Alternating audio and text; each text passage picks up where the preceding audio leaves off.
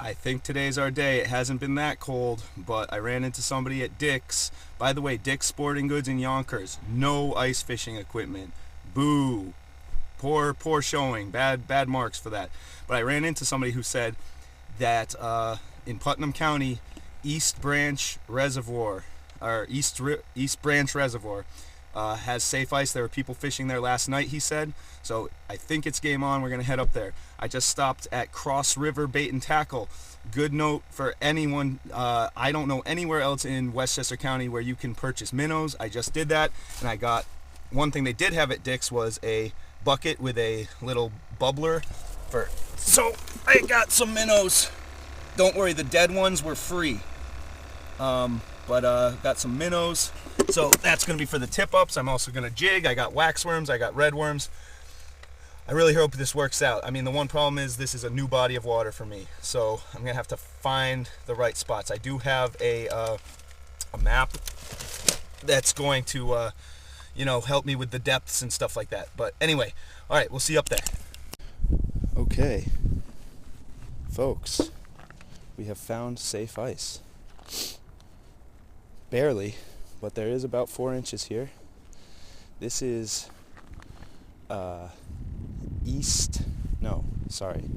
this is, where am I again? Southeast New York. The town is called Southeast, and this is the East Branch Reservoir, but locally it's known as the Sodom Reservoir. Okay, so I just kind of found a random spot. There's a couple other ice fishermen out here, but I don't want to get too close to them. Drilled a hole, and I just tested the length. So this is how long it is. I would say this is pretty deep for me. This is like about 40 feet of water, maybe 35. There's my jig head. Let's just follow the line.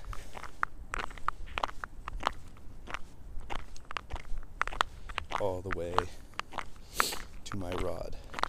This is pretty deep water. There's actually some holes from probably yesterday a lot closer to shore. I don't know if those are just test holes or if you can actually catch stuff over there. That's probably in the more like 20-foot range that I'm comfortable with, but since we drilled the hole, we might as well start jigging. You're probably going to hear the ice making a lot of noise today, singing to me. It's definitely still settling. This is young ice. Seems pretty safe. It was cracking as I walked onto it, and you could actually see it cracking, but it is pretty thick, or thick enough. All right, this ice is pretty hard to drill. I'm gonna make kind of like an arc or a triangle. So I have one there, put one here, and maybe one over there. So I rigged it up this way. Now the hook is probably too big, honestly, looking at it now, but this is really my first time seriously trying the tip-up thing. That was supposed to be a Palomar knot, but with this thick yarn-like line, you can't really do it. There's an egg sinker, I think those are called, swivel so that the fish can pull it out. The weight will anchor the minnow at the bottom, but he can still swim freely like that. So now we take our little guy. All right. Gonna hook him through the nose. Make sure not to get his brain so he can still swim around. Then we send him down. Now these are the cheapest tip-ups you can find. You can get a 3-pack for I think 18 bucks, $6 per thing, but the reviews say they fall apart really easily, and we're seeing some of that now. Good, how are you? Good. Just getting set up? Yeah. Fishing license, I'll just check the rules. Yeah, sure. How much ice you got? Good, good. Fantastic. Listen to the cool laser noises the ice is making. You'll hear them eventually. It's like whales or something. It's the most, to me, it's one of the most beautiful sounds in nature. All right, so we're on the move. Located, I'm kind of hugging this point here. I don't think this was necessarily advice for ice fishing, but on the DEC's website, they said to look for foundations like old foundation. So this kind of rock wall kind of says to me old foundation. So I'm hugging this point. We're definitely in shallower water now than we started in. It's really hard to drill through this ice. I don't know if my blades aren't sharp enough or if the ice is like especially hard or something, but I just killed myself drilling holes. All right, so I have a flag in the distance, flag right in front of us, and a flag over there, if you can see my auger there in the distance. And then the first hole I drilled is where I'm going to be jigging for a while. So we're really going to slow it down for a while. Going to try to just keep this set up for, I don't know, 45 minutes or so at least. See if we can catch some fish in shallower water. I'm finally at the length, the depth that I feel comfortable ice fishing in, which is about 20 feet. So I just let the jig head drop all the way to the bottom, and then I just pulled it out, and now I'm just looking at how far from my rod tip to the jig that I pulled out of the ice. So 20 feet has always been my sweet spot, but I've never really fished one of these reservoirs before, so we got different kinds of fish, trout, walleye, but maybe this is at least a good depth for panfish. The other pair of ice fishermen have vacated. I'm the only one on this section of the reservoir. When I drove in, there was a guy on another part of it. We can't get disheartened. Can't start thinking negative thoughts. Just gotta stay positive. There's fish in here. They will come. They will come. I'm telling you guys, just one fish would make my day here.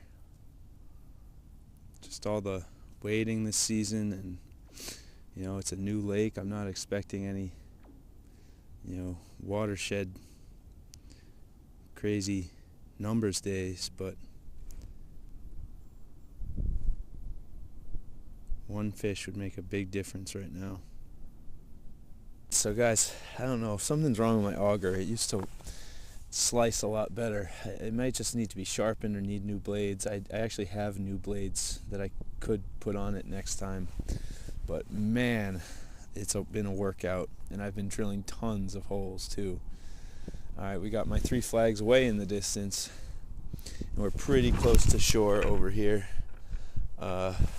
New side of the lake, new part of the lake. I've been down there, over here, all over the place. Okay everybody, I want to do something interesting since nothing's happening on the fishing front.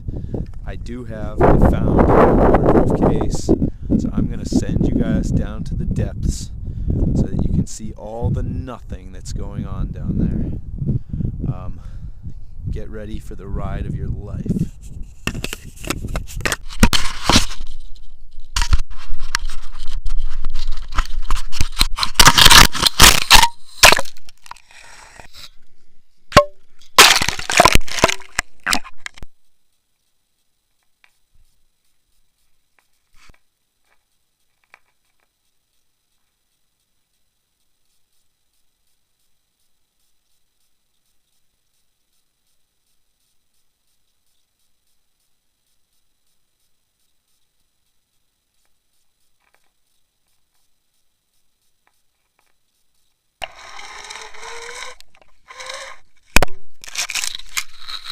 Anything interesting down there? Probably not.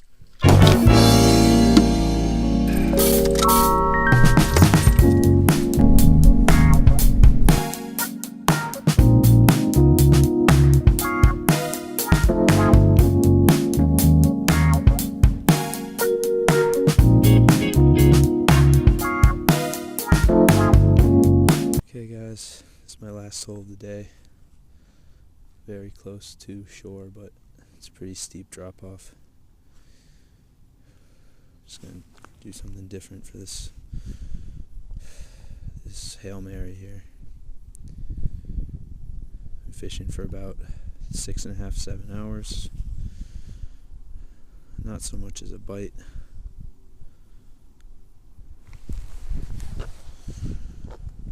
It's frustrating day, to say the least.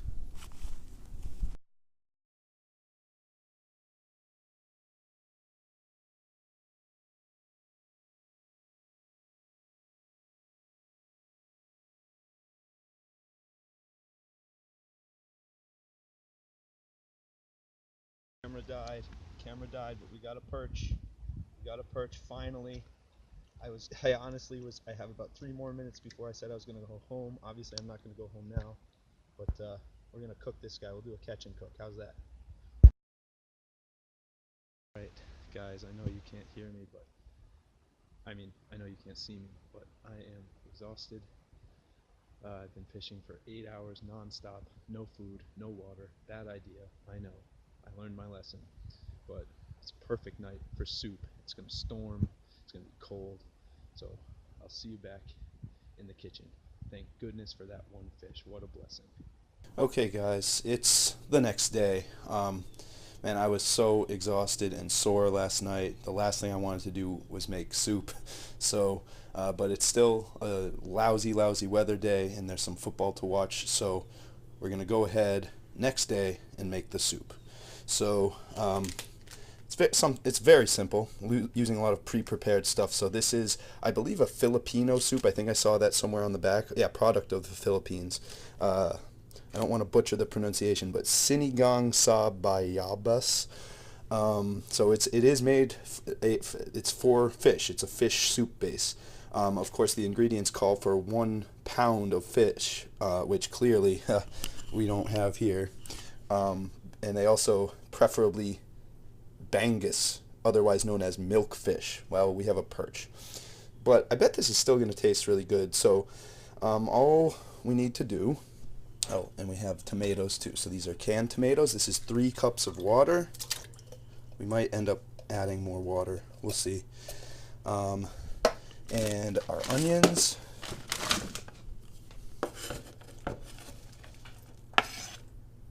A little improvised from what it says on the back, just because I don't have all the ingredients I need, but more or less we're getting what they call for, except with a lack of fish. Okay, so we bring this to a boil with the tomatoes and onions. Oops, forgot one thing, the soup base.